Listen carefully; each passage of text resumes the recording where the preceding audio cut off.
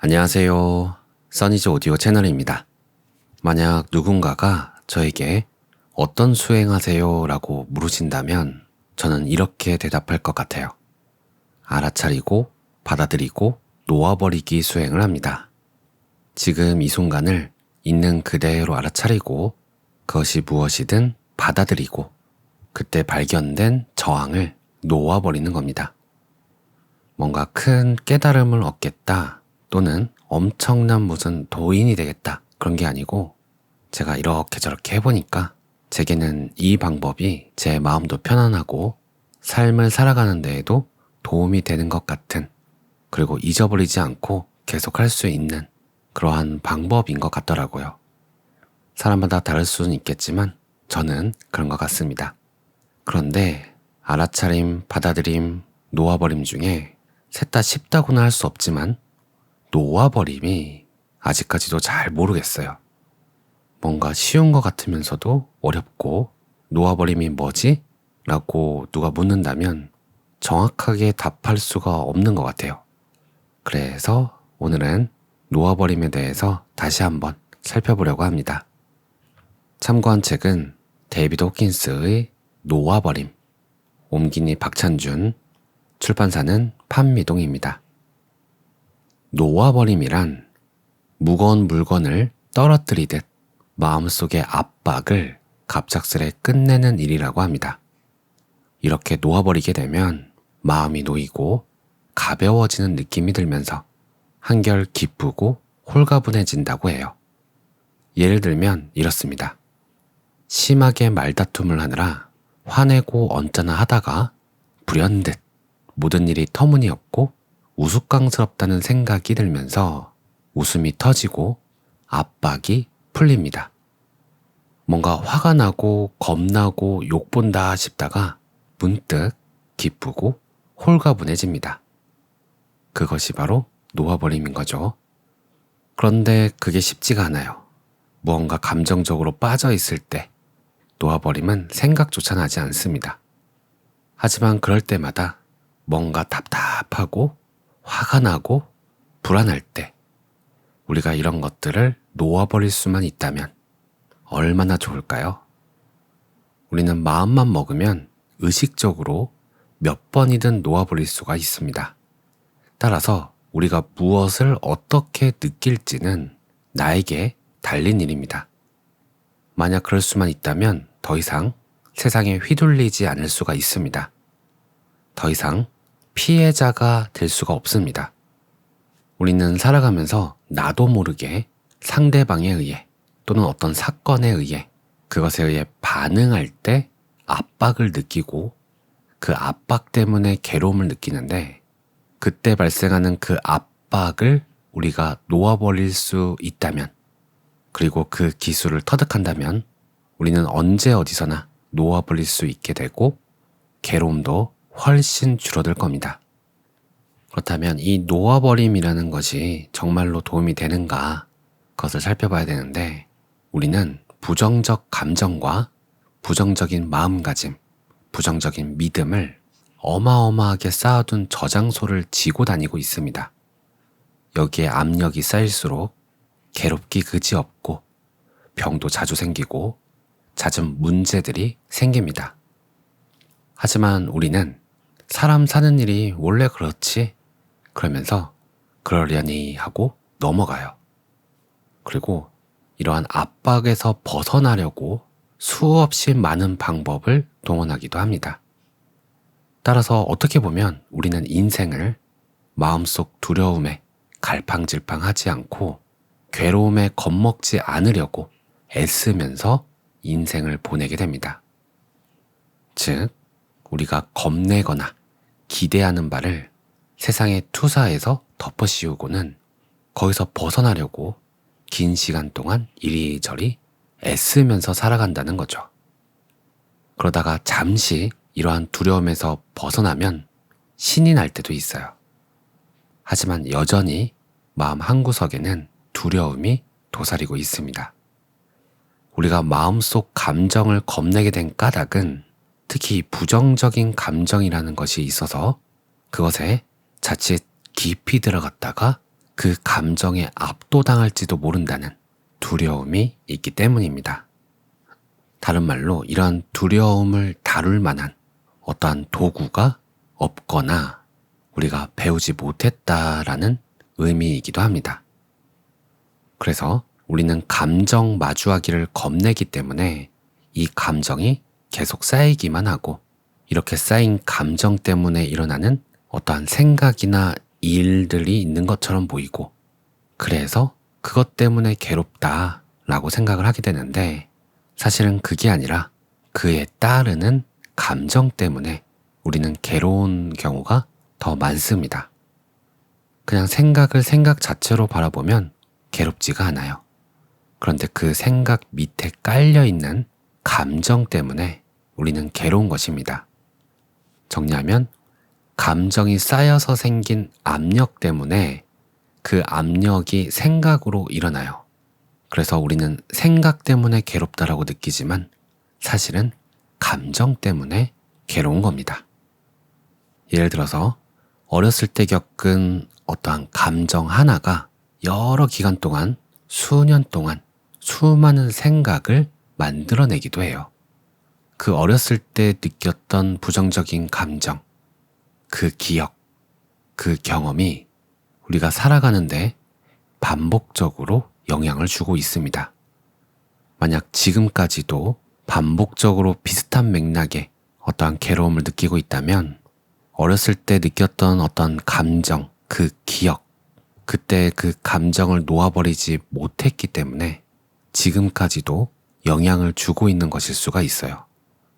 심리학과 신경생리학을 통합한 그레이 라비올렛 이론이라는 게 있어요.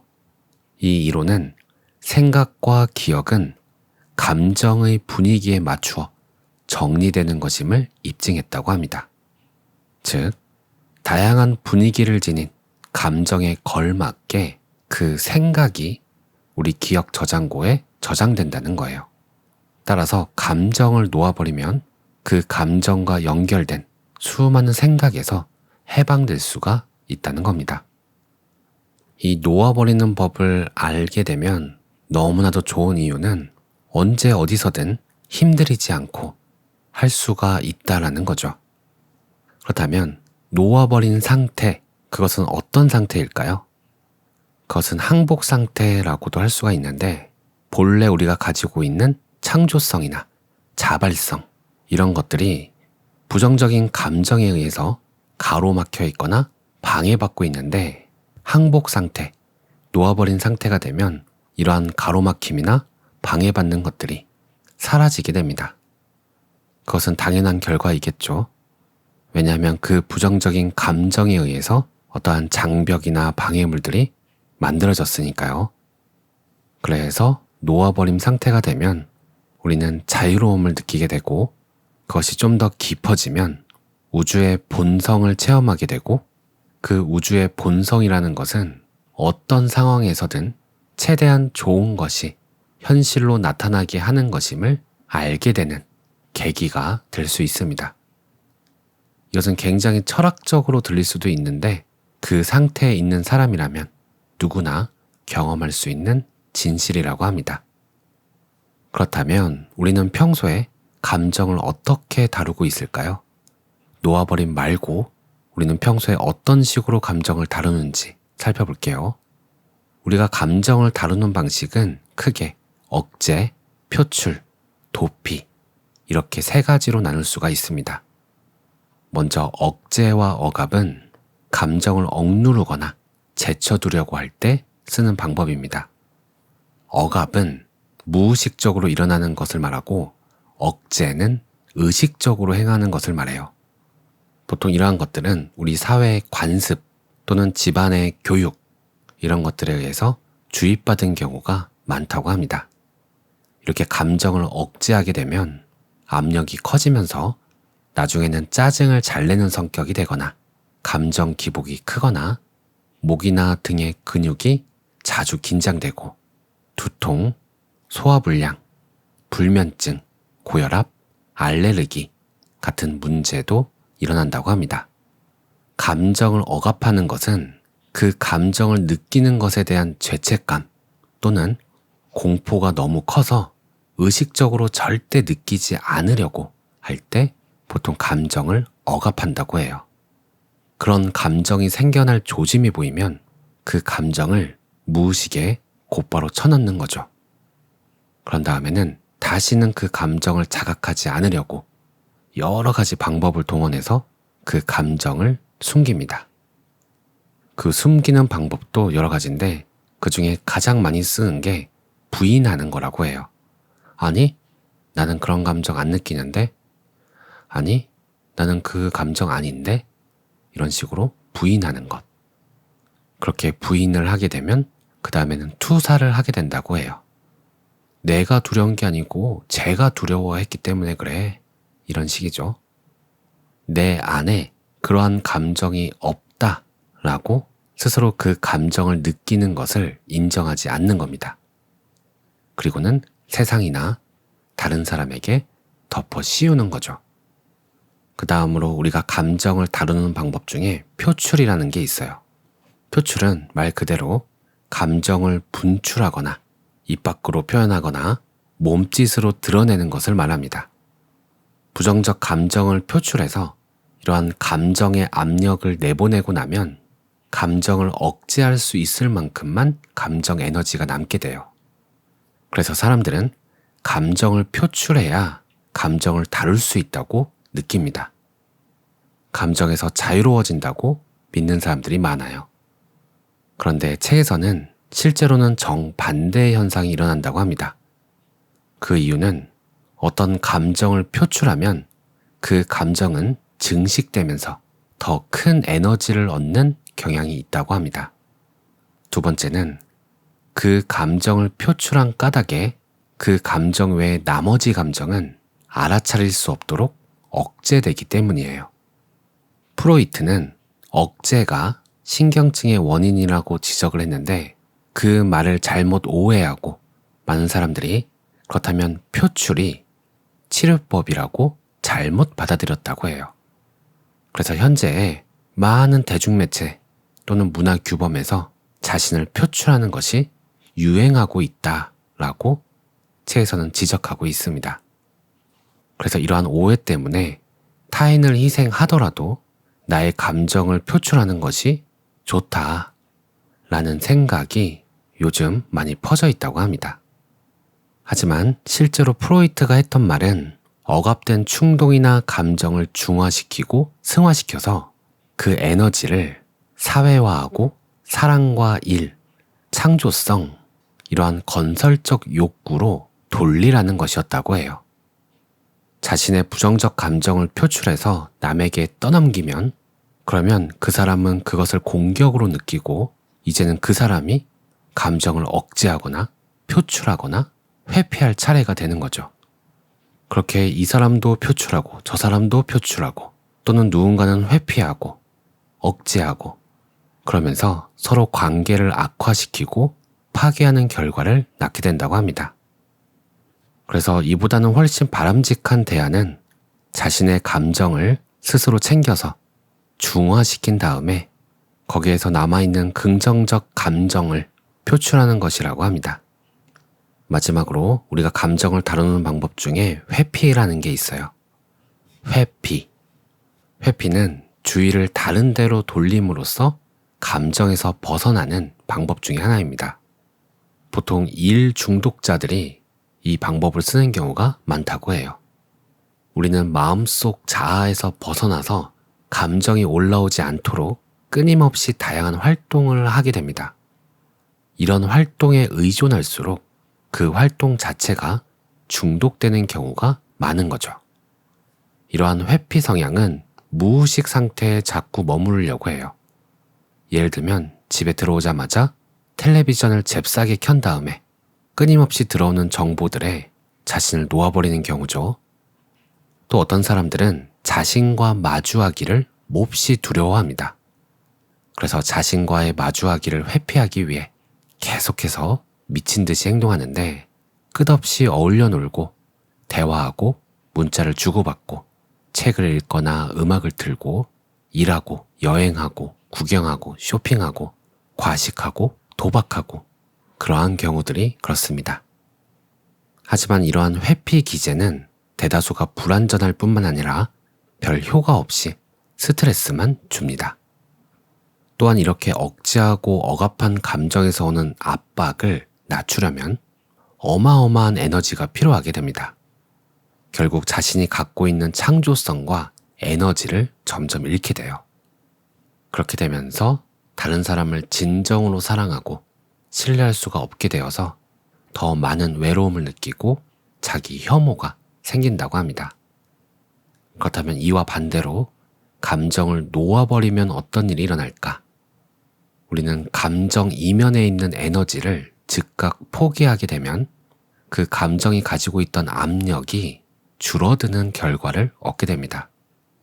놓아버리면 기분이 즉시 나아집니다. 이것을 모르는 사람은 없어요. 몸에도 변화가 생기는데 피부색, 호흡, 맥박, 혈압, 긴장, 위장 기능 이러한 수치가 눈에 띄게 좋아지게 됩니다. 놓아버림으로써 마음속 자유를 얻은 상태에서는 모든 신체 기능과 기관이 정상을 되찾고 건강해지는 쪽으로 변화하게 됩니다. 근력, 시력 이런 것들도 좋아지고 세상과 자신을 바라보는 눈도 긍정적으로 바뀌게 됩니다. 보다 행복하고 보다 사랑에 차 있고 보다 느긋해진다고 합니다. 한번 나 자신은 감정을 어떻게 다루는지 알아차려 보면 좋을 것 같습니다.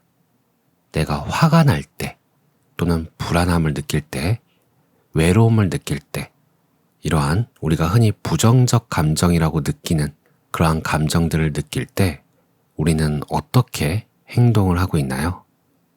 아마 오늘 이야기한 이 세 가지 중에 하나였을 가능성이 높습니다.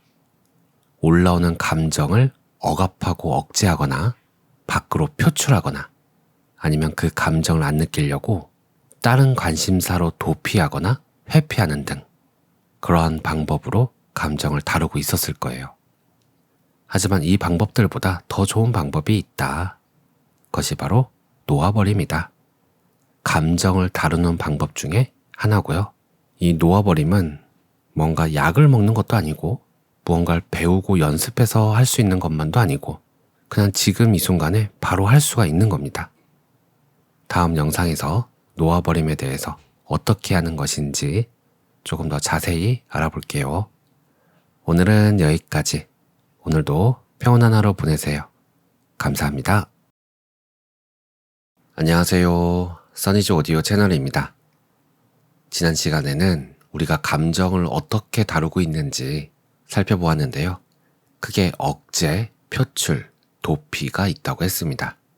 그런데 이 세 가지 방법은 가장 좋은 방법이라고 할 수가 없어요. 왜냐하면 부정적 감정을 억제하거나 표출하거나 회피하게 되면 그것은 우리 내부에 있는 에너지에 대해서 저항하게 되기 때문입니다. 그래서 좋은 방법으로는 놓아버림이라는 게 있어요. 오늘은 그렇다면 이 놓아버림은 어떻게 하는 건지 무엇인지 한번 살펴보도록 하겠습니다. 참고한 책은 데이비드 호킨스의 놓아버림, 옴기니 박찬준, 출판사는 판미동입니다. 놓아버림 기제. 놓아버림에는 어떤 감정이 일어나는지 알아차리기, 감정이 일어나도록 놓아두기, 감정과 함께 있기, 감정을 바꾸거나 어떻게 하려는 바람 없이 감정 스스로 제 갈 길을 가도록 놓아두기가 포함됩니다. 즉, 감정은 있는 그대로 놓아둔 채 단지 감정 이면의 에너지를 방출시키는 일에만 집중하는 것입니다. 그 첫 단계는 감정을 지니고만 있을 뿐 감정에 저항하거나 감정을 분출하거나 겁내거나 비난하지 않고 감정을 가지고 도덕을 따지지 않는 것입니다.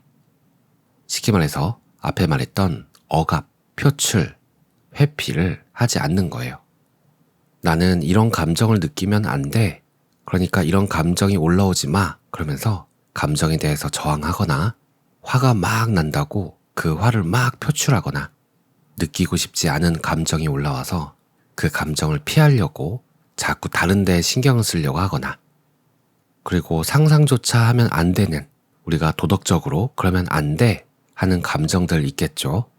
그런 감정이 올라오더라도 그 감정을 안 보려고 하거나 피하려고 하거나 그렇다고 막 표출하지도 말라는 겁니다.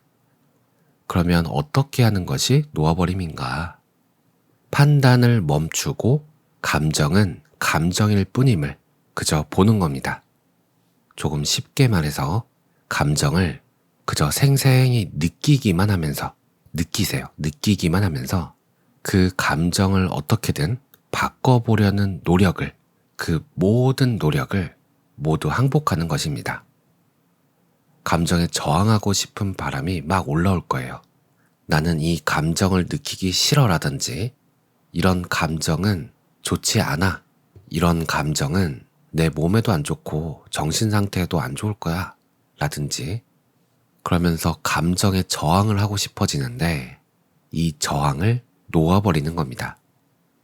이 저항을 놓아버려야 하는 이유는 이 저항 때문에 이 감정이 계속 지속되기 때문이에요. 감정에 저항하거나 감정을 바꾸려는 노력을 포기하면 감정이 달라지면서 강도가 약해집니다. 감정에 저항하지 않으면 감정 이면의 에너지가 사라지면서 감정도 없어집니다. 실제로 이 과정을 해보면 어떤 감정이 올라와요. 그리고 그 감정을 느끼고 내 안에 그 감정이 있다는 것을 인정하고 그 감정을 자유롭게 있도록 하는 것만으로도 뭔가 두렵고 죄스럽게 여기고 있음을 알게 됩니다. 즉, 감정 전반에 어떤 저항들이 이렇게 깔려져 있는 거예요. 그래서 이 저항을 걷어내려면, 즉, 감정이 일어나도록 놓아두기 위해서는 그 감정에 대해서 우리가 반응하고 싶어 하는 것들, 그런 것들을 놓아버리면 쉽습니다. 예를 들어서 우리는 두려운 감정 자체를 두려워해요. 두려움을 느끼는 것을 두려워하는 거죠. 그러니까 실제로 느끼게 될 그 두려움을 놓아버리기에 앞서서 두려움을 느끼는 게 두렵다는 그 두려움을 먼저 놓아버리면, 또는 누군가를 질투심을 느끼면 안 돼 하는 어떤 죄책감, 그 죄책감부터 놓아버리면 실제로 느끼게 될 그 감정을 놓아버리기가 수월해집니다. 이렇게 놓아버릴 때는 모든 생각을 일단은 무시합니다. 감정에만 초점을 맞추고 생각에는 신경을 끕니다. 우리의 의식은 뭔가 한 가지에 집중을 하려는 성향이 있는 것 같아요. 그래서 우리가 감정이 올라올 때 우리는 그 감정의 느낌에 의식을 집중할 수도 있고, 그 감정을 해석하려고 하는 생각들에 의식을 집중할 수도 있습니다. 해보시면 자꾸 생각으로 의식이 집중이 돼요. 그런데 이 생각에 자꾸 집중을 하다 보면 이 생각이 끝없이 이어지면서 스스로 강해져서 다른 생각을 더 많이 일으키게 됩니다. 생각이란 건 이 감정이 생긴 까닭을 설명하려는 마음의 합리화에 불과합니다. 그래서 일단은 생각을 무시하고 감정에서 느껴지는 그 느낌에 집중을 합니다. 그러면 감정의 느낌들이 느껴지기 시작하겠죠. 이 감정이 생기는 진짜 원인은 지금 느끼고 있는 그 감정의 에너지, 그것이 계속 쌓이면서 압력이 점점 커집니다. 그러면 그 압력이 감정을 밀어붙여서 어떤 특정 시점이 되면 올라오게 돼요. 내 안에 에너지로 저장되어 있다가 그 에너지가 어느 정도 차면, 그러면 누군가가 톡 살짝만 건드려도 훅 하고 그 감정이 올라오는 거죠. 그렇다면 이 감정이라는 것은 우리 생각이 만들어내거나 마음 밖의 사건이 만들어내는 것이 아니에요. 두려워할 만한 사건이 일어나서 두려운 감정이 쌓인 것이 아니라는 겁니다. 두려운 생각을 안 한다고 해서 속에 쌓여있는 감정이 사라지는 게 아니라는 겁니다. 이미 쌓여있는 그 감정 에너지가 원인이라는 거죠. 그렇기 때문에 우리는 생각이나 마음 밖의 사건에 집중하는 것이 아니라 근본적인 원인, 내 안에 쌓여있는 그 에너지에 집중을 해야 돼요. 그래서 그 에너지들을 놓아버려야 하는 겁니다. 그러려면 그 에너지를 우리가 실제로 대면해야 돼요. 그 에너지를 느껴야 돼요. 평소에는 의식하지 못했던 그 쌓여있던 감정의 에너지들을 이제는 의식해야 합니다. 의식을 한 다음에 놓아버리는 거죠. 그 방법은 그 감정 에너지를 생생하게 느끼면서 그 감정 에너지를 바꿔보려는 노력을 모두 항복해버리고 그 감정에 저항하고 싶은 바람을 놓아버리는 겁니다. 지금까지는 느끼고 싶지 않았던, 피하고 싶었던, 밖으로 막 표출하고 싶었던 그 감정의 느낌을 온전히 느끼고 내가 100% 받아들이겠다. 그 감정의 느낌을 더 이상 피하지 않겠다. 그리고 온전히 받아들입니다. 그 감정을 내가 느끼기 시작하면서 그 감정이 요동치면서 움직이는 게 느껴지실 겁니다. 그 감정이 하고 싶은 대로 내 안에서 하도록 그냥 놔두는 겁니다. 허락하고 허용하는 거예요. 그렇게 하다 보면 그 에너지의 크기가 줄어들기도 하고 에너지는 그대로인데 그 에너지가 다른 감정으로 바뀌기도 합니다. 미처 알아차리지 못했던 새로운 부정적 감정이 느껴지기도 하고 그와 관련된 어떤 사건이 떠오르기도 하고 또는 한순간에 180도로 확 감정의 성향이 바뀌면서 엄청난 환희와 기쁨을 느끼게 되기도 합니다. 그 모든 과정이 내 안에서 일어나고 있음을 허락하고 바라보고 인정해 주는 겁니다. 이렇게 놓아버림을 계속 하다 보면 모든 부정적 감정은 생존에 대한 근본적 두려움과 관련이 있으며 마음이 생존에 필요하다고 믿고 있는 프로그램일 뿐이라는 점을 알게 됩니다. 그러면서 내 안에 프로그래밍 되었던 이 믿음들이 점차 제거되게 됩니다. 이 과정을 통해서 우리 감정 이면에 깔려 있는 동기들이 점점 더 명확하게 드러나게 됩니다. 항복한다는 것은 어떤 일에 대한 격한 감정이 없음을 뜻합니다. 그런 일이 생겨도 괜찮고 생기지 않아도 괜찮다. 그렇게 자유로워지면 우리가 갖고 있는 애착들을 놓아버릴 수도 있게 됩니다. 그 어떤 모든 것도 이제 즐길 수가 있고 동시에 그것이 행복에는 꼭 필요하지 않아도 된다는 것을 알게 됩니다. 자신 이외의 사물이나 사람에게 점점 덜 의존하게 됩니다. 이러한 원리는 세상 일에 애착을 갖지 말라는 부처의 근본 가르침과도 일치하고 세상 속에 있되 세상의 일부가 되지 말라는 예수의 근본 가르침과도 일치합니다. 감정을 포기하고 항복했는데도 감정이 계속 돌아오거나 계속 이어질 때가 있어요. 그때는 항복할 것이 아직 남아있기 때문입니다. 평생토록 감정을 잔뜩 쌓아놓았기 때문에 그렇게 꽉꽉 눌러놓은 에너지가 많을 수 있는데 이것이 올라오게 놔두고 존재를 인정해야 합니다. 이렇게 너무 많은 에너지가 쌓여있을 때 이런 에너지가 풀려나기 시작하면 우리가 항복하고 놓아버리기 시작하면 황홀경 같은 경쾌한 느낌이 즉시 따릅니다. 우리는 계속 놓아버림으로써 이러한 자유 상태에 머물 수 있습니다. 감정이라는 것은 계속 오고 가지만 나의 감정이 곧 나는 아니며 진짜 나는 감정을 지켜볼 뿐임을 깨닫기에 이르게 됩니다. 더 이상 자신을 감정과 동일시하지 않습니다. 일어나는 일을 관찰하고 자각하는 나는 늘 똑같습니다.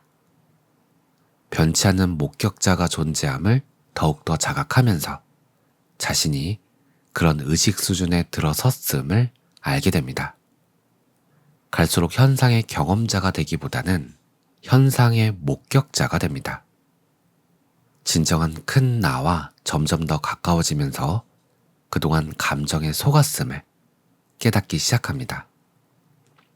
전에는 내가 감정 때문에 피해를 본다고 생각했는데 이제는 감정이란 것은 나의 참모습이 아님을 알게 됩니다. 감정은 에고가 창조한 것에 불과하다. 생존에 필요한 것으로 마음이 잘못 믿었던 프로그램들을 모아놓은 것일 뿐이다. 그러니 어떤 감정도 나는 자유롭게 즐길 수가 있고 또 사라지는 것에 집착하지 않게 됩니다. 이렇게 놓아버림을 하게 되면 믿기지 않을 만큼 신속하고 절묘한 결과를 가져옵니다. 효과 역시 아주 강력합니다. 그런데 이미 놓아버리고도 아직 놓지 못했다고 생각하는 경우도 많이 있어요. 이럴 때는 주변 사람들을 통해 자신의 변화를 깨닫게 됩니다. 나는 몰라요. 그런데 주변에서 보는 사람들이 나의 변화를 인지하게 됩니다. 이런 일이 일어나는 이유는 어떤 것을 완전히 항복하면 그것이 우리의 의식에서도 사라지기 때문이에요. 이제 그 일이 전혀 생각나지 않는 까닭에 사라진 줄도 모르는 것이죠. 그러니까 어떤 문제가 계속 생각나고 그것 때문에 괴로웠는데 완전히 그 감정을 놓아버리게 되면 그 생각 자체가 이제 나지 않으니까 그 생각, 그 감정으로부터 내가 자유로워졌다는 것을 내가 알지를 못해요. 그러면 주변 사람들이 그러겠죠. 저번보다 많이 편해져 보이는데? 뭐 그런 것들이겠죠. 그래서 이 놓아버림을 하다 보면 확실한 효과들이 분명히 있는데 그 효과를 눈치채는 사람이 많지 않다는 겁니다. 그래서 놓아버림을 하기 전에 자신이 어땠는지 그리고 놓아버림을 하고 있는 지금은 어떤지 한 번씩 상기해 보라고 책에서는 이야기합니다. 오늘 내용은 여기까지고요. 아침에 녹음을 하다 보니까 코가 좀 막혀 있는 것 같아요. 죄송합니다. 오늘도 평온한 하루 보내세요. 감사합니다. 안녕하세요. 써니즈 오디오 채널입니다. 놓아버림에서 우리가 놓아버려야 할 것은 감정 자체가 아니라 그 감정에 대한 저항입니다. 감정은 더 증폭되든 더 줄어들든 감정은 있는 그대로 놔두고 그 감정을 어떻게 해보려는 변화시키려 하거나 억제시키려고 하거나 표출하려고 하는 그 저항을 놓아버리는 것입니다. 오늘은 놓아버림에서 저항에 대하여 좀 더 자세히 알아볼게요. 참고한 책은 데이비드 호킨스의 놓아버림, 옮기니 박찬준, 출판사는 판미동입니다. 놓아버림에 대한 저항. 부정적 감정을 놓아버린다는 것은 그 부정적 감정에 저항하고 있는 에고를 무효화시키는 겁니다. 그런데 알다시피 에고는 굉장히 영리합니다. 그래서 놓아버림을 하다 보면 놓아버림에 대한 회의가 들거나 감정에 대한 저항을 놓아버리는 것을 잊어버리거나 감정을 피하고 싶은 생각이 불쑥 들거나 감정을 표출하고 행동으로 옮겨서 감정을 분출하고 싶다는 생각이 들지도 모릅니다. 해결책은 단순해요. 감정을 느끼고 저항하고 싶은 욕구가 올라오고 생각이 일어나고 그러한 모든 전체 과정 중에 일어나는 모든 감정을 계속해서 놓아버리는 것입니다. 책에서는 이렇게 말해요. 저항감을 내버려 두고 이에 저항하지 말라. 사실 우리는 자유롭습니다. 놓아버릴 필요가 없어요. 아무도 강요하는 사람이 없습니다. 그런데 우리는 왜 저항을 하려고 하는 걸까요? 그 저항감 뒤에 있는 공포를 살펴봐야 합니다. 감정을 놓아버리는 그 과정과 관련하여 우리는 무엇이 겁나는 것일까요? 저항하지 않으면 어떤 두려움이 올라오는 걸까요? 그 두려움, 그 공포를 기꺼이 놓아버릴 수 있나요?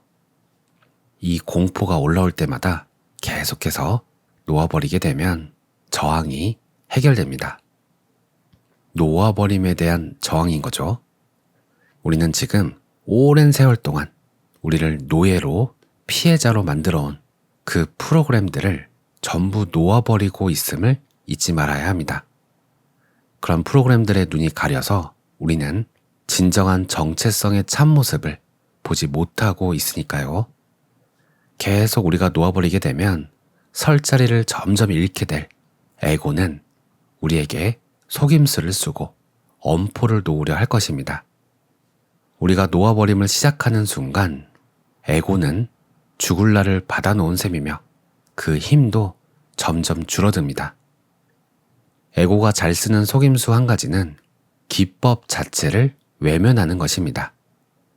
예를 들면 이런 항복기제, 놓아버림은 효과가 없을 것이라고, 상황은 바뀌지 않고 여전히 그대로일 것이라고, 어떻게 하는 것인지 헷갈린다고, 이것을 까먹지 않고 실천하기가 너무 힘들다고 단정합니다.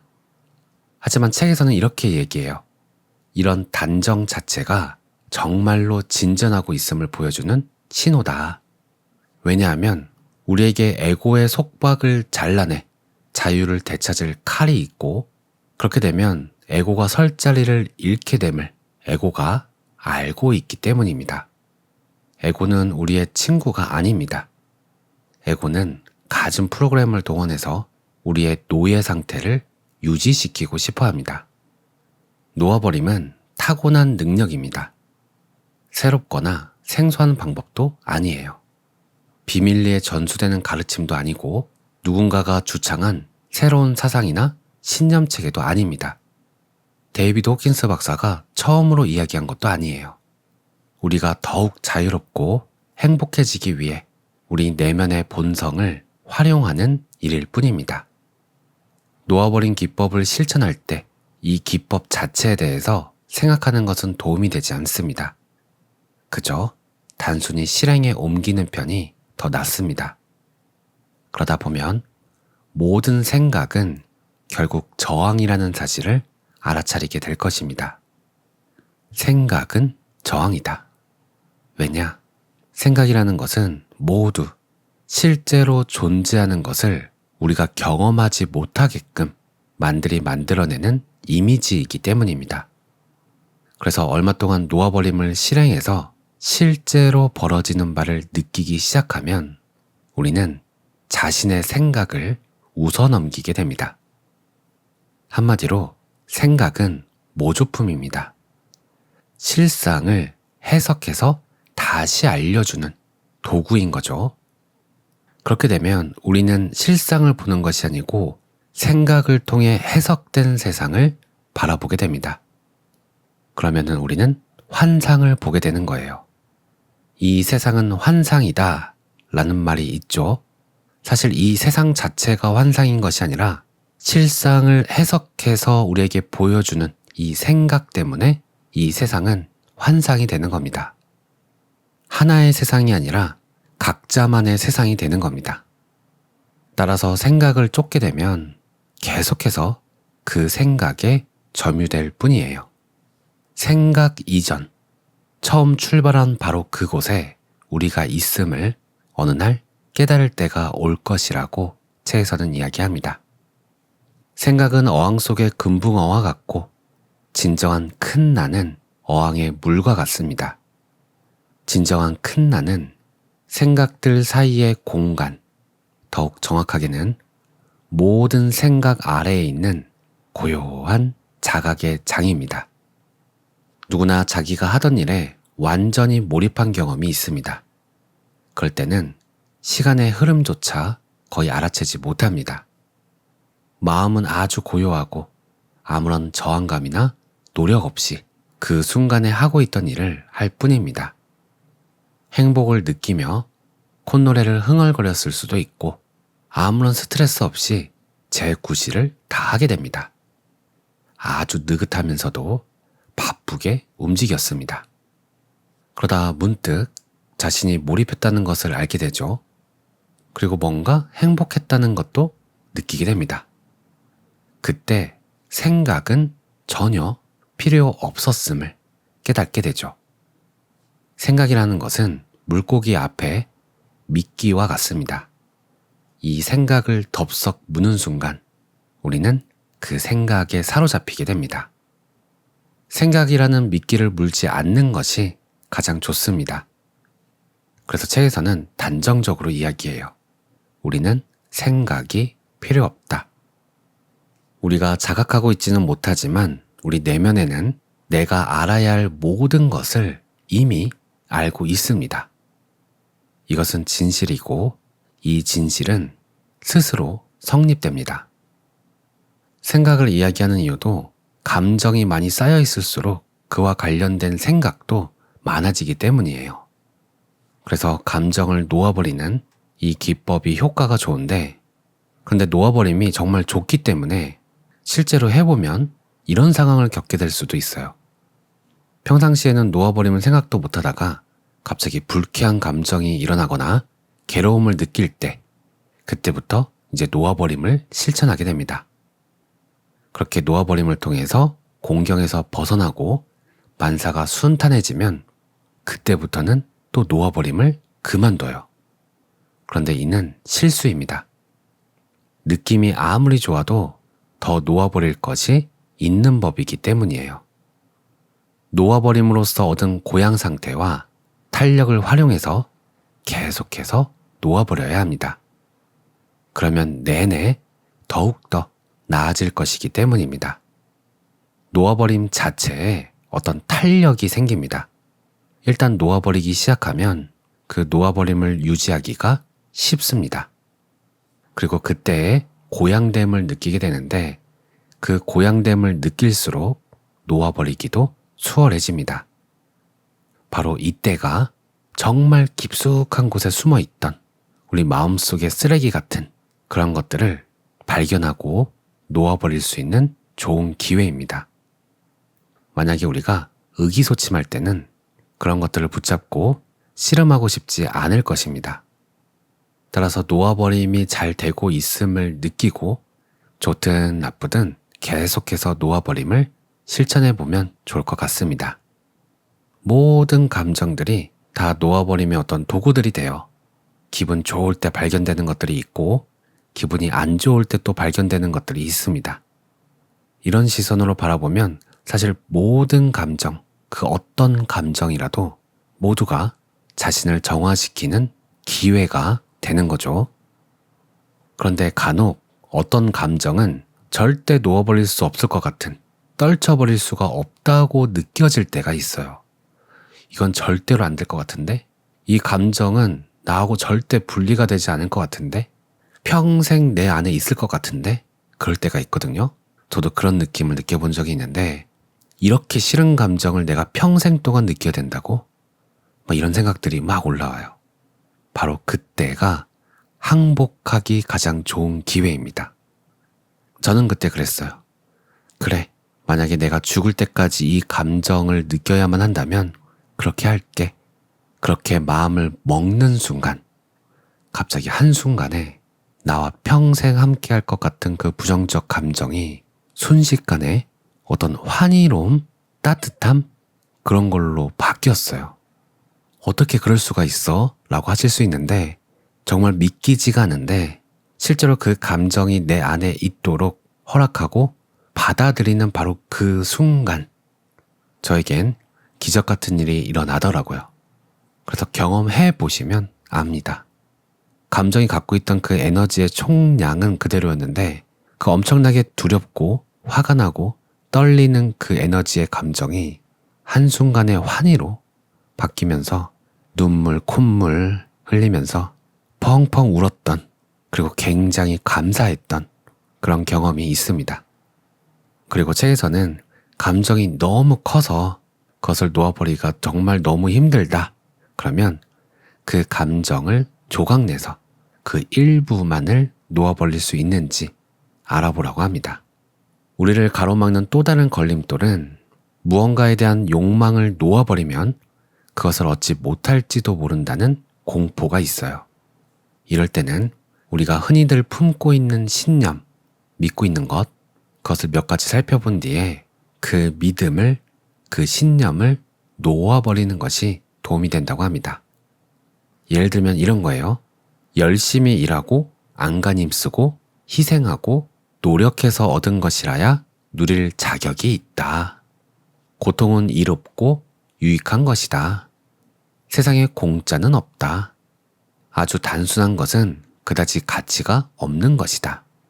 이러한 것들은 진리가 아니고 우리가 갖고 있는 신념, 믿음입니다. 이러한 심리적 장벽을 놓아버리면 조금 더 쉽고 수월하게 그리고 즐겁게 놓아버림을 실천할 수가 있다고 합니다. 놓아버림의 즐거움을 알게 되면 재밌어요.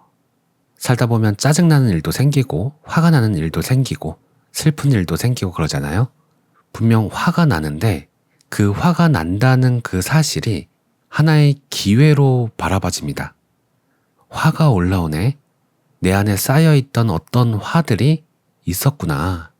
이제 그것을 발견할 기회가 생긴 거고 거기에 있던 우리의 저항들을 또 발견해서 놓아버릴 수 있게 될 기회가 되는 거죠. 그렇게 해서 놓아버리는 그 모든 과정이 저는 치유의 과정이고 정화의 과정이라고 저는 생각합니다. 오늘 내용은 여기까지입니다. 오늘도 평온한 하루 보내세요. 감사합니다. 안녕하세요. 써니즈 오디오 채널입니다. 지난 영상에서는 우리가 감정을 어떻게 다루고 있는지 그리고 놓아버림이란 무엇이고 어떻게 하는지 알아봤습니다. 그런데 이 감정이라는 것이 낯선 분들이 계실 겁니다. 제 경우가 그랬는데요. 분명히 화가 났었고 슬펐었는데 그 화라는 감정이 뭔지, 슬픔이라는 감정이 뭔지, 사랑이라는 감정이 뭔지 모르겠는 거예요. 그래서 오늘은 그 감정에 대하여 조금 더 자세하게 알아볼게요. 참고한 책은 데이비드 호킨스 박사의 놓아버림, 옴기니 박찬준, 출판사는 판미동입니다. 감정의 이해. 만약 감정이라는 주제 자체가 낯선 사람이라면 처음에는 감정을 상대로 뭔가 하려 하지 말고 감정을 그저 지켜보는 것이 바람직할 수 있습니다. 우리가 흔히 알아차림이라고 하죠. 이 알아차림으로 감정을 지켜보면 감정과 생각 사이의 관계가 보다 명확하게 드러납니다. 감정이 무엇이고 생각이 무엇인지 그리고 그 둘의 관계가 어떤지 확인할 수 있다는 거죠. 알아차림이란 단어가 처음 듣는 분이시라면 그냥 쉽게 이렇게 생각하시면 될 것 같아요. 지금 엄지발가락을 알아차려 보세요. 라고 하면 양말 속에 들어있는 나의 엄지발가락이 눈에 보이지는 않지만 내가 알아차릴 수가 있습니다. 엄지발가락으로 의식을 보낼 수가 있는 거죠. 그럼 엄지발가락이 의식이 되면서 엄지발가락에 집중할 수가 있습니다. 맞죠? 호흡을 알아차려 보세요. 라고 한다면 지금 내가 호흡을 하고 있고 호흡이 눈에 보이지는 않지만 호흡을 하고 있음을 우리는 압니다. 호흡을 의식할 수가 있어요. 그렇게 호흡을 알아차리는 겁니다. 마찬가지로 감정을 알아차려 보세요 한다고 하면 감정 또한 눈에 보이지 않아요.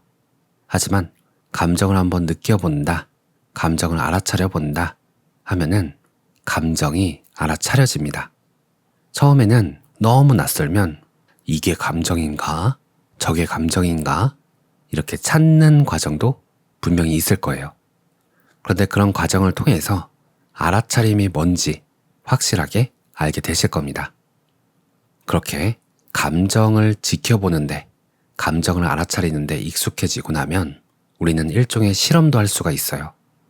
이를테면 우리가 반복적으로 떠오르기 쉬운 그런 생각을 골라서 그와 연관된 감정이 어떤 것인지도 알아볼 수가 있습니다. 예를 들어서 저는 경운기를 한번 생각해 볼게요. 경운기를 떠올려 보고 그 경운기를 알아차려 봅니다. 그러면 그 경운기와 관련된 감정이 아주 미세하게 깔려 있어요. 그 미세한 감정을 한번 느껴보는 겁니다. 경운기와 관련된 그 감정을 알아차려 보는 거죠. 그러면 제가 겪었던 경운기와 관련된 많은 사건들이 짜라락 지나가면서 약간의 슬픔, 약간의 추억, 약간의 따뜻함, 그리고 신기함, 그러한 느낌들이 떠올라요. 그렇게 계속 알아차리다 보면 이 경운기와 연관된 감정이 어떤 것인지를 알아볼 수가 있습니다.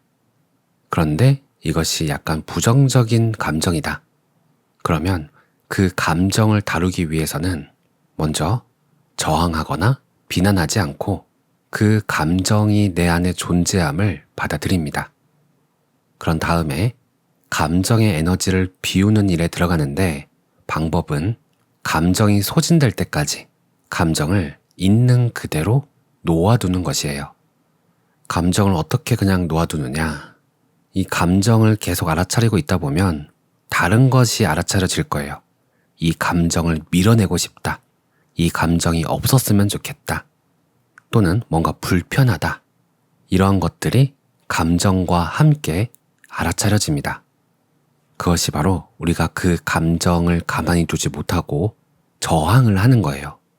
이때 우리는 그 저항도 바라보면서 그 감정도 바라보면서 그 감정이 증폭이 되거나 또는 가라앉거나 그러던지 말던지 그냥 우리는 놔두고 지켜만 봅니다. 그 감정이 커지면 커지는 대로 있는 그대로 느껴보고 감정이 사라지면 사라지는 대로 가만히 느껴봅니다. 그것을 밀어내고 싶고 싫어하는 그 느낌도 있는 그대로 그냥 바라봅니다. 거기서 뭔가를 하려고 하거나 바꾸려고 하지 않고 그냥 있는 그대로 마당에서 뛰어노는 강아지처럼 그냥 지켜봅니다. 그 느낌을 온전히 느껴봅니다. 그렇게 감정을 알아차리면서 조금 지나면 앞서 들었던 생각들을 들여다볼 수가 있게 돼요. 갑자기 생각나지 않았던 잊고 있었던 기억이 떠오를 수도 있고 그러면서 이 생각의 성격이 바뀌었다는 것을 관찰하게 될 것입니다.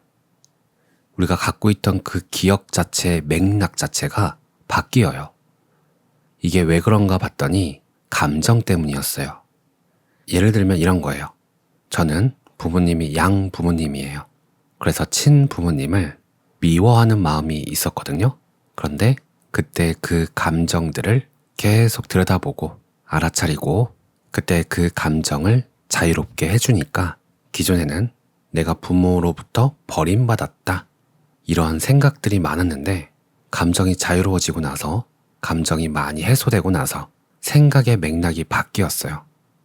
그때 그 경험들 때문에 내가 유튜브에서도 이렇게 말할 수 있는 에피소드가 되고 누군가에게는 또 도움이 되는 이야기가 될 수가 있었구나.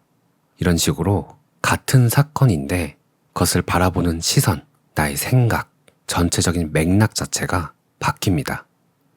그 이유가 감정 때문이었어요. 부정적인 감정이 그때 그 기억을 해석하고 있었던 거예요. 그런데 그 감정이 걷어내지자 원래 그대로, 있는 그대로 혹은 긍정적으로 바뀌게 되더라고요. 그래서 제가 이 놓아버림이 정화, 치유라고 부르는 이유입니다. 어쨌든 이렇게 해서 감정이 많이 풀려나고 나면 반복적으로 올라오던 그 생각도 사라지고 지금 이 순간에 해야 할 일에 더 잘 집중할 수 있게 됩니다. 그리고 일상에서도 이 놓아버림을 잘 활용할 수가 있어요. 책에 나온 예를 한번 볼게요. 외국에 이제 가기로 되어 있는데 여권을 잃어버렸다고 합니다. 출발 예정일이 다가오면서 그 사람의 마음은 공황 상태가 되었어요. 미친 듯이 머리를 굴려서 어디다 여권을 두었는지 생각해내려고 애썼습니다. 사방을 다 뒤졌대요. 기억해내려고 이런저런 묘책도 써보았지만 소용이 없었답니다. 결국 자책할 뿐이었습니다. 멍청하게 여권을 잃어버리다니 새로 만들 시간도 없다고. 그러면서 여권이 없으면 여행도 가지 못하니까 굉장히 곤란한 상황에 빠졌습니다. 이번에 외국에 가는 것은 사업과 개인 일을 겸해서 가는 것이라 이번 여행을 가지 못하면 일이 잔뜩 꼬이고 상황이 어렵게 될 것이 분명했어요. 그러다가 막판에 이르렀을 때 갑자기 놓아버림 기법이 생각났다고 합니다. 그래서 그는 자리에 앉아서 자문했어요. 스스로에게 물었습니다. 내가 어떤 근본 감정을 무시하고 있는 것일까? 그렇게 질문하고 자신의 내면에서 들려오는 소리에 귀 기울였어요. 그리고 감정을 알아차리려고 해봤습니다. 그러자 드러난 것은 놀랍게도 슬픔이었대요. 사랑하는 누군가와 떨어져 있기 싫은 그런 감정과 관련돼 있는 슬픔이었다고 합니다. 자신이 해외를 나감으로써 자리를 비움으로써 사랑하는 사람과의 관계를 아예 잃거나 관계가 악화될까봐 두려워했던 것이에요. 그것을 알게 되고 자신 안에 있던 그 슬픔을 놓아버리고 그와 관련된 두려움도 놓아버리자 문득 지금 문제가 있는데도, 그러니까 여건을 잃어버렸는데도 마음이 편안해졌다고 합니다. 그리고 자신이 해외에 가서 2주간 못 만난다고 그것을 견디지 못할 관계라면 유지할 만한 가치가 없다는 결론도 얻었다고 합니다. 그러고 나니까 이제 위태로울 일은 아무것도 없었어요. 그런데 신기한 건 이렇게 마음이 편해지자 곧바로 여건이 어디에 있는지 생각이 났다고 합니다. 사실 너무 뻔한 곳이라서 무의식적으로 차단한 게 아니라면 기억하지 못할 이유가 없었다고 해요. 결국 여건 분실과 여행 불발, 그로 인해 있을 수 있는 일 등 수많은 생각도 모두 즉시 없어졌다고 합니다. 그의 감정은 좌절 대신 감사와 행복의 상태가 되었다고 해요. 이렇게 놓아버림은 일상에서도 매우 쓸모가 있지만 특히 삶의 위기가 왔을 때 사용하면 크게 괴로울 일을 미리 막거나 가볍게 하는데 결정적인 역할을 할 수가 있습니다.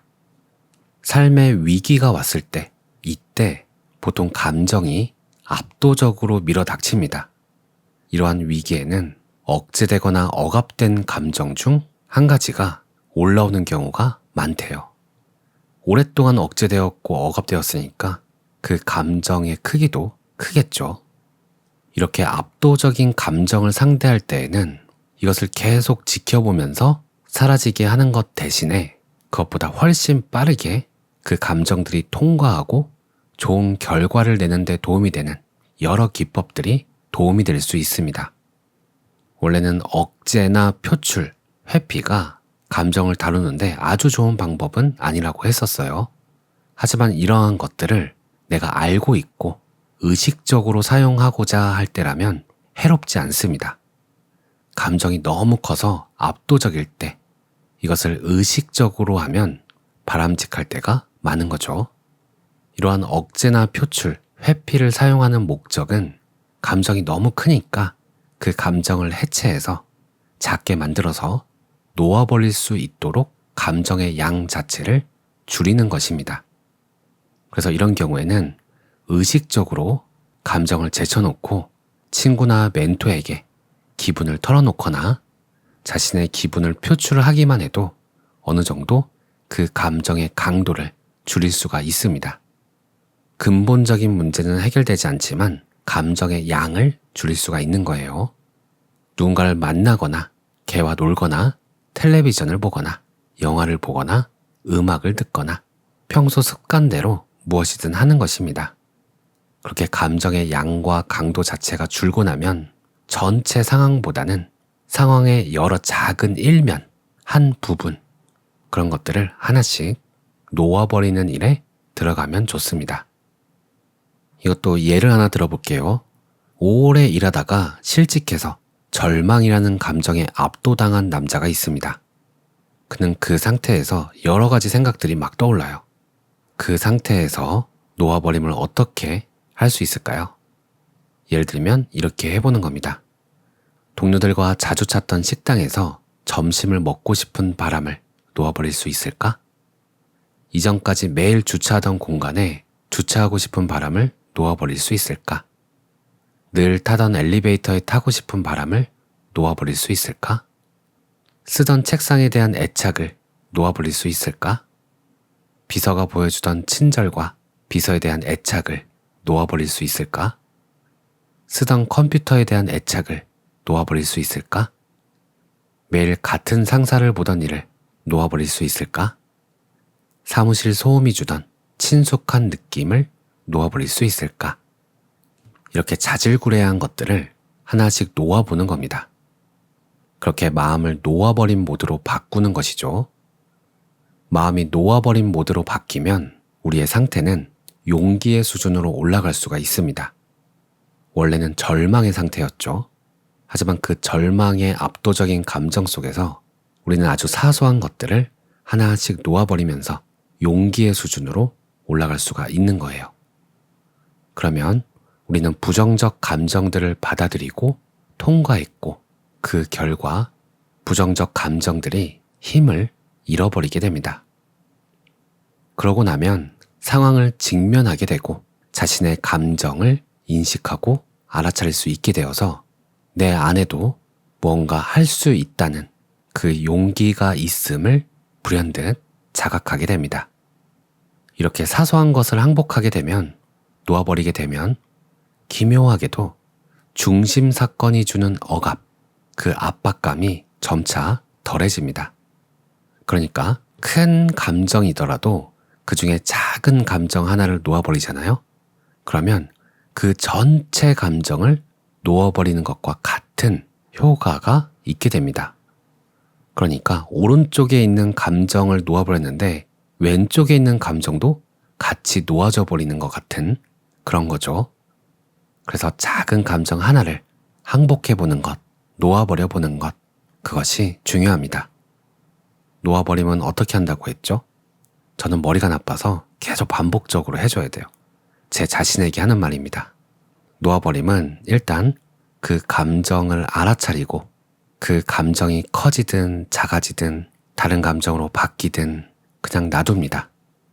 그저 바라보고 마치 마당에 뛰노는 강아지처럼 그냥 지켜봅니다.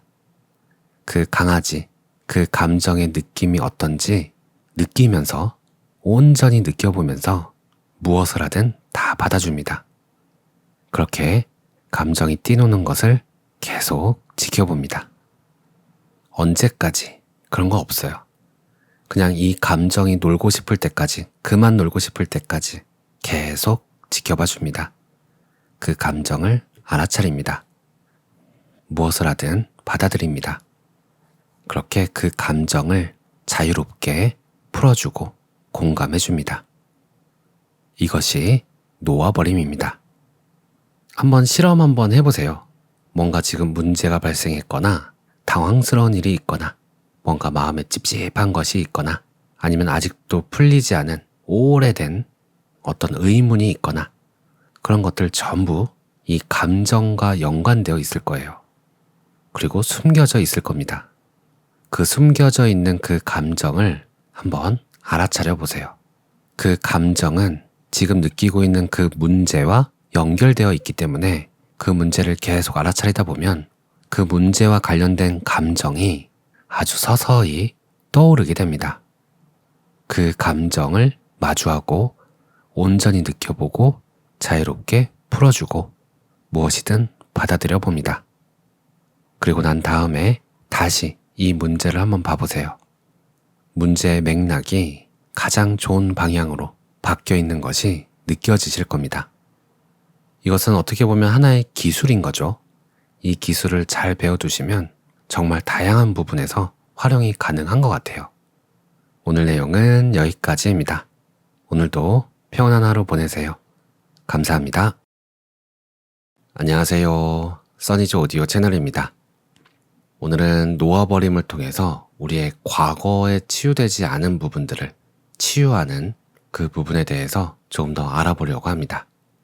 치유되지 않은 과거가 남아있다는 것은 그때 그 감정이, 그 에너지가 풀려나지 못하고 내 안에 쌓여져 있다는 것을 의미하는 것 같아요. 그 감정들을 풀어줘야 되는데 그 풀어주는 과정이 놓아버림이 될 수 있겠죠. 그 과거의 감정이 일으키는 현재 문제들이 있어요. 과거의 감정이 풀려나면 그러한 문제들도 함께 풀려나게 됩니다. 오늘도 살펴볼 책은 데이비드 호킨스 박사의 놓아버림, 옴기니 박찬준, 출판사는 판미동입니다. 과거 치유. 우리가 자신의 삶을 살펴보면 해결되지 않은 과거에 있었던 어떤 문제들이 있을 겁니다. 해결되지 않은 과거의 문제가 현재의 삶에 계속 나타나고 있음이 보일 것입니다. 그 당시 일어났던 사건에 대한 생각과 감정은 우리가 세상을 인식하는 데에도 악영향을 미칩니다. 그래서 이런 생각과 감정이 우리의 삶의 어떤 부분들을 망가뜨렸다는 것도 알게 되죠. 만약에 이런 부분들을 발견했다면 이제 앞으로도 계속해서 똑같은 일을 반복할 만한 가치가 있는지 스스로에게 한번 물어보는 것이 현명합니다. 우리는 이제 놓아버림이라는 이러한 감정의 잔재들을 처리할 수 있는 그 방법을 알고 있어요. 그래서 우리 안에 남아있는, 쌓여있는 감정들을 조사해서 놓아버림으로써 치유가 일어나게 할 수가 있습니다. 이렇게 치유가 일어나기 시작하면 과거의 사건이 새로운 맥락에서 이해되고 새로운 시각으로 보이고 전혀 다른 의미로 새로운 패러다임에서 평가됩니다. 쉽게 말해서 과거에 일어났던 어떤 사건이 지금까지는 되게 불편하게 느껴졌는데 그 사건이 불편하게 느낄 만한 것이 아니었구나 와 같은 전혀 새로운 맥락으로 바뀐다는 거예요. 똑같은 과거 기억인데 그 기억을 대하는 나의 감정이 달라지는 겁니다. 사람들은 되게 과거를 후회하고 미래를 두려워하면서 일생을 보낸다고 합니다. 그래서 지금 이 순간에 있지 못하기 때문에 원래 인간의 운명이라는 것이 과거를 후회하고 미래를 두려워하는 거야 라면서 쓴 웃음이라도 지으며 꾸역꾸역 참는 것이 최선일 거라고 생각합니다. 우리의 과거에 상처로 남아있는 것들, 그런 것들을 치유하는 가장 좋은 방법 중 하나는 새로운 맥락 만들기가 있습니다. 과거에 새로운 의미를 부여한다는 뜻인데 새로운 마음가짐으로 과거의 공경이나 트라우마 안에 선물이 숨어 있었음을 인정하는 것입니다. 이 기법의 가치를 정신의학계에서 처음 알아본 사람은 빅토르 프랭클입니다. 프랭클은 자신의 명저 죽음의 수용소에서 의미요법으로 명명한 접근법을 풀이했죠. 그는 자신이 경험한 임상 경험과 개인 체험을 통해서 감정과 트라우마를 새로운 의미로 에워싸면 그 발생 양상이 현저히 달라지면서 치유된다는 것을 보여주었습니다. 프랭클은 자신의 육체적, 정신적 고통을 내면의 승리를 가져올 기회로 보고 나치 수용소의 경험에 대해 이렇게 적었습니다. 인간에게서 모든 것을 빼앗으려 해도 빼앗을 수 없는 한 가지, 즉 인간의 마지막 자유는 어떤 상황에서도 자신의 태도를 선택할 수 있는 자유, 자신만의 길을 택할 수 있는 자유다. 프랭클은 그때의 끔찍한 상황을 새로운 맥락에서 이해하는 재맥락화를 통해 인간 영혼의 심오한 의미를 발견했습니다. 아무리 비극적인 경험이라고 해도 모든 인생 경험에는 교훈이 숨어 있다는 거죠. 경험 속에서 숨은 선물을 발견하고 그것을 받아들일 때 치유가 일어난다는 겁니다. 오랫동안 다녔던 회사에서 실직한 한 실직자는 큰 절망에 빠져 있었는데요. 그는 남아있는 회사에 대한 미련을 잘게 쪼개서 하나씩 놓아버렸습니다. 매일 앉던 자신의 책상을 나는 놓아버릴 수 있을까? 매일 아침 만나 인사를 나누던 동료들과의 그 아침 인사를 나는 놓아버릴 수 있을까? 그는 아주 사소한 것부터 놓아버리기 시작했고 현재 발생한 일들을 받아들이기 시작했습니다.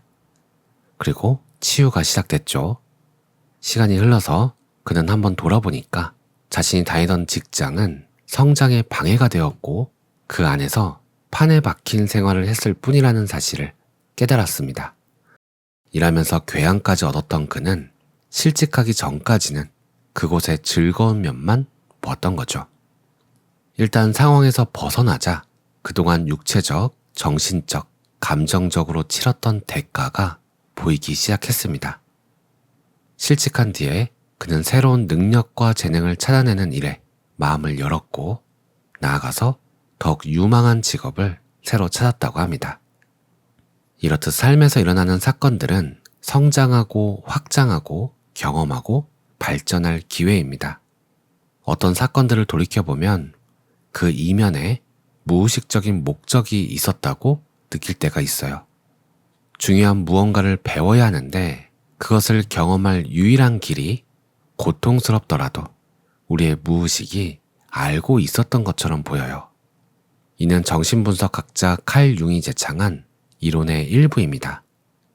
평생에 걸친 연구 끝에 융은 무의식 속에는 전체가 되고 완전해지고 큰 나를 깨닫고자 하는 선천적 충동이 있어서 무의식이 의식적인 마음에 상처를 준다 해도 우리가 완전해지고 깨닫고자 하는 그 충동을 실현할 방법과 수단을 고안한다는 결론을 내렸습니다. 굉장히 신기하죠? 우리는 우리가 의식할 수 있는 생각, 감정, 육체 이것을 나라고 동일시하며 살아갑니다. 그렇기 때문에 내 몸이 없으면 안 돼요. 죽으면 안 돼요. 그러면 사라진다고 생각하니까요. 그래서 나를 아끼고 상처받지 않게 하려고 하고 행복해지려고 하고 보호하려고 합니다. 그런데 무의식은 그렇지 않아요. 설사 내가 상처를 받는다고 하더라도 곤란에 빠지더라도 그보다 더 큰 충동을 향해 나아가게 됩니다. 그 더 큰 충동, 그 충동을 실현할 방법과 수단을 무의식은 반드시 고안해내고 맙니다. 나로서는 상상하지도 못한 방법들을 고안해내는 거죠. 또 융에 의하면 무의식 속에는 우리가 지닌 어떤 측면이 존재하는데 이를 그림자라고 한다고 합니다. 그림자는 자신에 대한 생각과 감정, 개념을 억압한 것들의 일체로 우리는 그것을 스스로 직면하고 싶지 않은 것들입니다. 우리가 삶에서 겪게 되는 위기라는 것들의 이점은 이러한 위기 덕에 종종 자신의 그림자를 보게 된다는 거예요. 또 우리는 위기를 겪으면서 보다 인간미 있고 폭넓은 사람이 되어서 자신이 모든 인간과 공유하는 점을 깨닫게 됩니다. 쉽게 말해서 이런 거죠. 그들의 죄라고 생각한 모든 것이 내 안에도 똑같이 있었다. 나는 저 사람의 이런 부분들이 싫었는데 이제 보니 내 안에도 그런 것들이 있었던 것을 인지하게 되는 거죠. 이러한 위기를 통해서 우리는 무의식 속에 억압되었던 우리의 그림자들을 보게 되는데 그 그림자들을 인정하면 그 그림자는 힘을 잃게 됩니다. 인정하기만 하면 그림자가 힘을 잃는데요. 즉, 내게 어떤 금지된 충동, 금지된 생각, 느끼면 안 되는 감정, 이런 것들이 있음을 우리가 알아보고 인정하기만 하면 그것들이 힘을 잃는다는 겁니다. 무의식적으로 휘둘리는 일이 줄어든다는 거예요. 이러한 삶의 위기를 통과하면서 우리는 보다 인간미 있고 인정 많은 사람이 될 수 있고 자신과 타인을 받아들이고 이해하게 됩니다. 더 이상 타인이나 자신을 비난하는 일에 빠질 이유가 없어지는 거죠. 이러한 감정적 위기를 해결하면 보다 큰 지혜를 얻게 됩니다. 그 지혜는 평생 이익이 됩니다. 그러니까 삶을 겁내는 것은 감정을 겁내는 것입니다. 우리가 두려워하는 것은 사건이 아니라 그 사건에 대한 자신의 감정입니다. 그래서 이 감정들을 정복하게 되면 삶에 대한 두려움이 줄어들게 됩니다.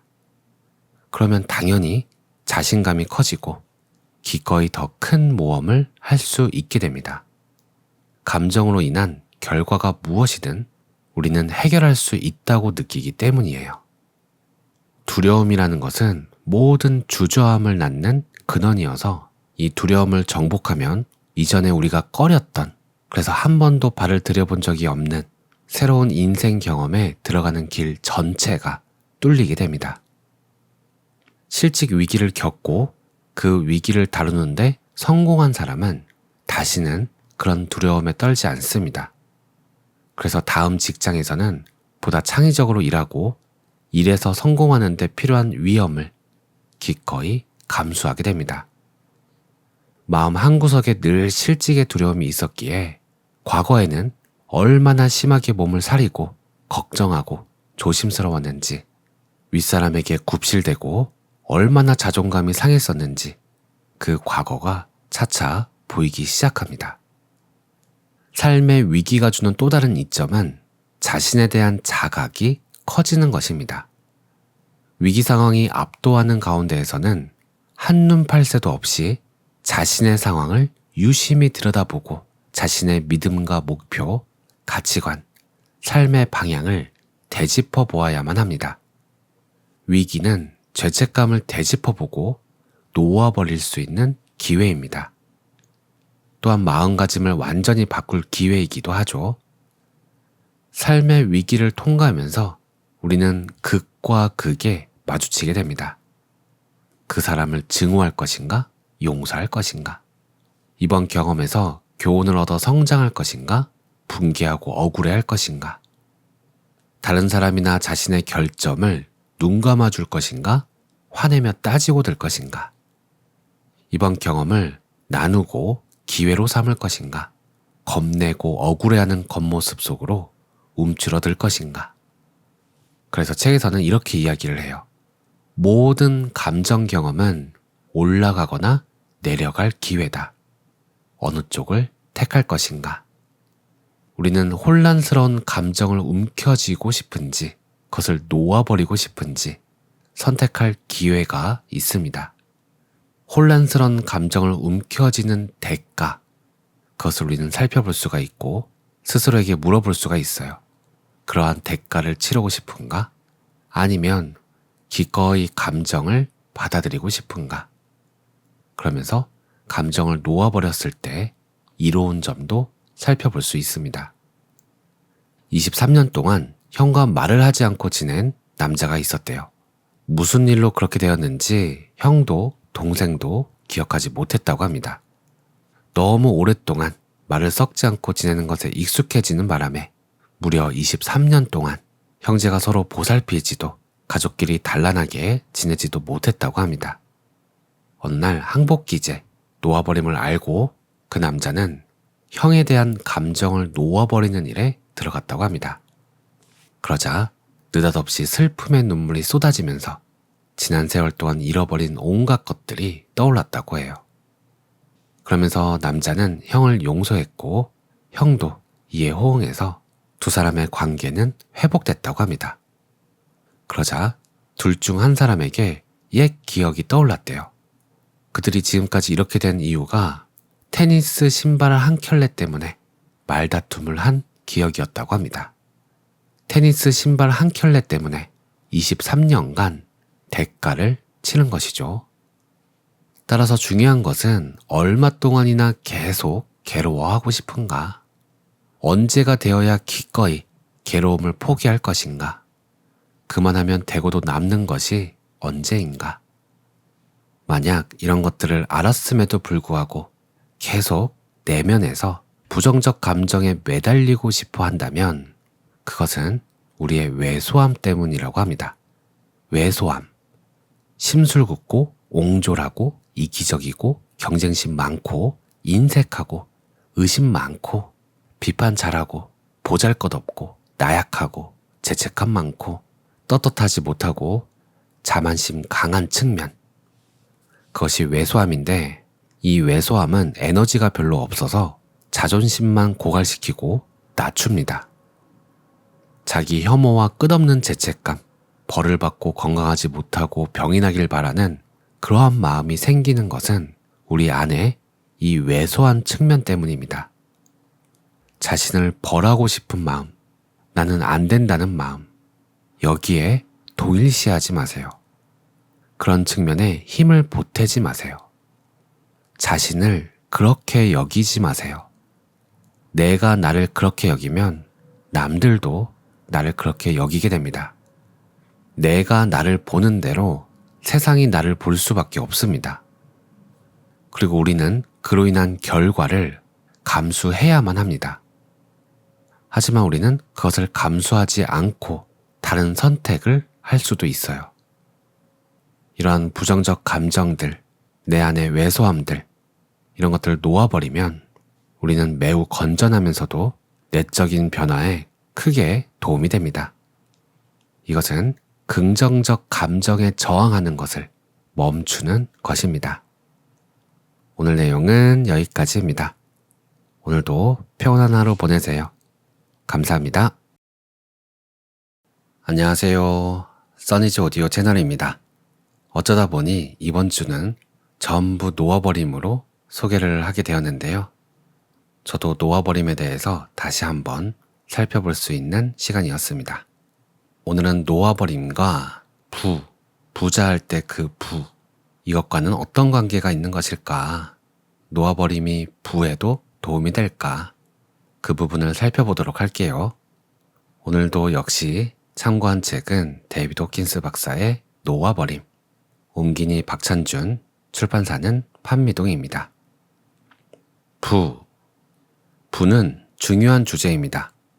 우리의 삶이 부에서 직접적인 영향을 받을 뿐만 아니라 부라는 주제를 통해서 돈에 대한 우리의 감정과 생각, 마음가짐을 너무나 쉽고 빠르게 알 수 있기 때문입니다. 한정적인 신념 체계와 부정적 생각, 부정적 감정을 품고 있는 마음에게 돈은 문제입니다. 돈은 끝없는 걱정과 불안, 체념과 절망의 근원이거나 허영과 자부심, 오만, 옹졸함, 질투, 부러움의 근원이 되죠. 최악의 경우에는 이 모든 부정성이 낳은 결말로 재정적 한계와 부족, 박탈감을 느끼게 됩니다. 부라는 삶의 측면에서 사람들은 공포와 한계에서 나온 난 못한다는 느낌에 대해 말을 삼가려고 돈이라는 문제 자체를 회피하고 어쩔 수 없이 낮은 사회 경제적 지위로 물러나 앉습니다. 그런데 우리가 알아야 할 부분은 우리의 무의식은 우리가 받을 만하다 싶은 것을 우리에게 안깁니다. 나는 그런 것을 받을 만한 자격이 없어. 그러면 딱 그 정도만을 우리에게 안기는 거죠. 우리 안에 죄책감이 쌓여서 내가 나를 보는 관점이 좁고 한정되어 있고 인색하다면 우리의 무의식은 그에 맞는 경제적 상황을 안겨줍니다. 돈이 의미하는 많은 것을 바라볼 때 돈에 대한 마음가짐이 어떠한지 드러나기도 합니다. 예를 들면 이런 거예요. 안전, 권력, 매력, 성공, 자아 존중감, 이런 것들을 나는 이것을 돈으로 얼마로 환산할 수 있는가? 돈으로 환산한다면 얼마인가? 아주 솔직하게 저의 외모를 돈으로 환산해 본다면 만약 최고 기준이 100만 원이라고 할 때 제 외모는 50만 원 정도 되지 않을까요? 그래도 절반은 되지 않을까요? 여기에서 50만 원, 제가 제 외모에 대해서 가지고 있는 가치, 제가 이렇게 생각을 하고 믿고 있다면 무의식은 그에 걸맞은 상황을 제 앞에 펼쳐준다는 겁니다. 그렇다면 돈 자체에 대해서는 우리는 어떻게 생각하고 있을까요? 종이와 연필을 가지고 자리에 앉아서 돈이라고 제목을 쓰고 그 아래에 돈에 대해서 어떻게 생각하는지, 돈은 어떤 의미인지 내가 생각하는 바를 한번 적어보라고 합니다. 그러면 여러 가지가 떠오르겠죠. 돈 했을 때 전세로 살고 있다면 전세가 떠오를 수도 있고 은행, 여행, 지갑, 카드, 선물 이런 것들이 떠오르겠죠. 그러면 그 각각에 대해서 어떤 감정이 드는지를 또 적어보는 겁니다. 그러면 그 중에 부정적인 감정이 드는 것들이 있을 거예요. 예를 들어서 돈에서 전세가 떠올랐다면 전세 대출에 대한 압박감, 걱정, 두려움, 불안함, 만약에 이런 감정들이 느껴진다면 이제 그 감정에 대해서 놓아버림을 해보는 겁니다. 놓아버림은 어떻게 하는가? 그 두려운 마음, 그 불안한 느낌, 그것을 알아차리고 그것이 내 안에 있음을 인정하고 받아들이고 그 감정이 커지든 작아지든 마치 강아지가 뛰어놀듯 그냥 놔두고 그저 그 느낌을 계속 느껴줍니다. 그 불안함을 바꾸려고 하지도 말고 그냥 내 안에서 놀게끔 바라보면서 그곳에 힘을 주고 있었던 그 힘을 빼는 겁니다. 그 불안함이 내 안에서 놀다가 지칠 때까지. 그 과정을 하다 보면 놀랍게도 돈이 그 자체로는 가장 중요한 사안이 아님을 알게 됩니다. 돈보다 중요한 것은 그 돈으로 얻고 싶어 하는 감정적 만족이었다는 것이 밝혀져요. 돈을 많이 버는 것 자체가 목적이 아니었던 거죠. 돈이라는 것을 벌었을 때 그때 얻게 되는 나의 감정, 그 감정에서 오는 만족감, 그것 때문에 우리는 돈을 원했다는 겁니다. 그것을 알 수 있다고 해요. 이렇게 돈에 대한 욕망의 이면에서 많은 사람들의 목표 중 하나가 존경받는 소중한 사람이 되는 것, 그것이 발견된다고 합니다.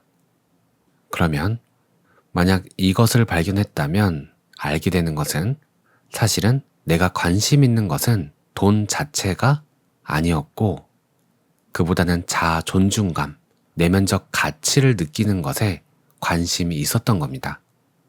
돈은 무언가 다른 것을 성취하기 위한 도구였을 뿐인 거죠. 사실 내가 원하는 것은 돈이 아니고 돈이 가져다 줄 것으로 생각한 자아 존중감, 자긍심, 자존감, 이런 것이었다는 것을 깨닫게 된다는 거죠. 그렇다면 나의 목표였던 것들, 돈을 수단으로 해서 내가 가지려고 했던 것들, 그런 것들은 사실 돈이 없어도 가질 수가 있었던 거라는 겁니다. 그것이 분명해집니다. 이러한 것들을 분명히 알게 되면서 내면의 자존감이 높아지고 그러면 타인의 승인은 덜 필요해지게 됩니다. 이러한 자각이 들면 삶의 각 측면에서 돈이 다른 의미를 띠게 됩니다. 돈 자체가 목표가 아니라 돈보다 한층 높은 목표를 위한 수단이 되는 거죠. 하지만 우리가 이러한 감정 측면에서 돈이 우리에게 의미하는 바를 의식하지 못하면 우리는 돈에 영향을 받을 수밖에 없습니다. 우리는 돈에 대한 무의식적 신념, 돈과 관련된 프로그램, 돈이라는 것은 이런 것이다 라고 우리가 배웠던 것들, 그런 것들에 휘둘리게 됩니다. 그렇게 되면 우리는 결코 만족할 수가 없습니다. 왜 그럴까요? 돈이 자신에게 정말로 의미하는 바를 살펴보기 위해 멈춰서 본 적이 전혀 없기 때문입니다.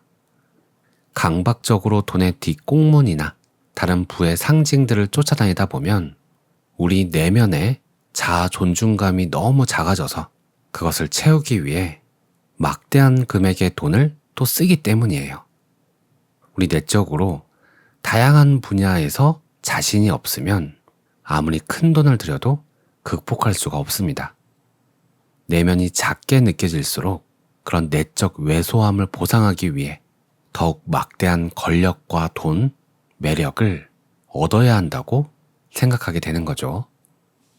하지만 우리가 항복한 상태, 놓아버린 모드로 있을 때는 우리의 내적 왜소함과 자신 없음, 낮은 자존감에서 자유롭게 됩니다. 그때 돈은 우리의 목표를 성취하기 위한 도구가 될 뿐입니다. 항상 충분하고 넉넉할 것임을 알기에 내면에 안도감이 있습니다. 어떤 것이 필요할 때면 언제나 필요한 것을 얻을 것입니다. 마무리되고 이루어지고 채워진다는 느낌이 내면에 있기 때문입니다. 그럴 때 돈은 불안의 근원이 아닌 기쁨의 근원이 됩니다. 똑같은 금액의 돈을 두고도 두 사람은 그 돈을 서로 다르게 바라볼 수가 있어요. 어떤 사람은 부족하다고 볼 수도 있고, 어떤 사람은 충분하다고 볼 수도 있고, 어떤 사람은 필요 없다고 볼 수도 있겠죠. 이것은 마치 우리가 과거의 상처를 치유할 때와 비슷합니다. 과거에 어떤 상처가 있었다고 쳐요. 그러면 그 상처가 현재에까지 영향을 줍니다. 그 상처는 경험하지 않았어야 할 불필요한, 싫은, 부정적인 감정으로 인식하면서 살아왔던 거죠. 그런데 놓아버림을 통해서 이 상처가 치유가 되면, 그러니까 그 과거에 치유되지 못한 그 상처를, 그 이면에 깔린 감정을 놓아버리면 그것에 대한 기억은 똑같은데 그에 대한 이면의 감정이 바뀌게 됩니다. 그러면 과거의 상처는 더 이상 상처가 아니고 하나의 에피소드로서 꼭 필요했던 경험이라는 새로운 맥락으로 바뀌는 거죠. 그렇다면 과거의 나는 그 기억을 상처로 봤던 거고, 지금의 나는 그때의 기억을 꼭 필요했던 에피소드로 보게 됩니다. 돈을 바라보는 것도 이와 마찬가지인 것 같아요. 돈에 대한 우리의 기억들이 있습니다. 부정적인 경험들이 있을 거예요. 그리고 그 이면에 부정적 감정이 쌓여 있을 겁니다. 우리는 그 감정을 알아차리고 그 감정이 내 안에 있음을 인정하고 그 감정이 내 안에서 뛰어놀 수 있게끔 받아들이고 그 감정이 충분히 놀 때까지 우리는 힘을 빼고 기다려줄 수 있습니다. 그러고 나면 우리의 돈과 관련된 그 기억 아래에 있었던 부정적 감정이, 그 에너지가 풀려나면서 그때의 그 기억이 새로운 맥락으로 재맥락화가 됩니다. 돈을 바라보는 관점이 달라져요. 돈에 대한 우리의 감정도 달라집니다. 감정이 달라지면 생각도 달라집니다. 예전에는 괴롭혔던 생각들이 떠올랐다면 이제는 뭔가 즐겁고 편안하고 아이디어가 될 만한 그런 생각들이 더 떠오르는 것 같아요. 이렇게 돈에 대한 부정적 감정을 놓아버리지 못하면 어떤 일이 생기냐면 돈을 잃을지 모른다는 끊임없는 공포에 빠지게 될 수도 있습니다. 5천만 달러의 재산을 가진 사람이 사업상 실수로 1,000만 달러를 잃고 신경쇠약 상태에 빠지게 되고 공황에 빠지게 됩니다. 5천만 달러에서 1,000만 달러를 잃어서 4천만 달러를 가지고 있지만 현재 가지고 있는 이 4천만 달러보다 잃어버린 1,000만 달러에 더 집착하게 되는 거죠. 내적 빈곤으로 고통받는 사람은 물질적 차원에서 뭔가를 축적하는 일에 맹렬한 충동을 느끼게 됩니다. 이 내적 빈곤과 더불어 이기적인 마음이 생기고 이와 연관된 허영심과 그릇된 자부심이 생기게 됩니다. 그런데 반면에 놓아버림 기법을 사용하는 사람은 갑자기 넉넉해지는 경우가 흔합니다. 벌이가 없어서 허우적거리던 배우가 헐리우드에서 주연을 맡습니다. 가난의 위기에 처해있던 극작가가 브로드웨이 뮤지컬의 제작자가 됩니다.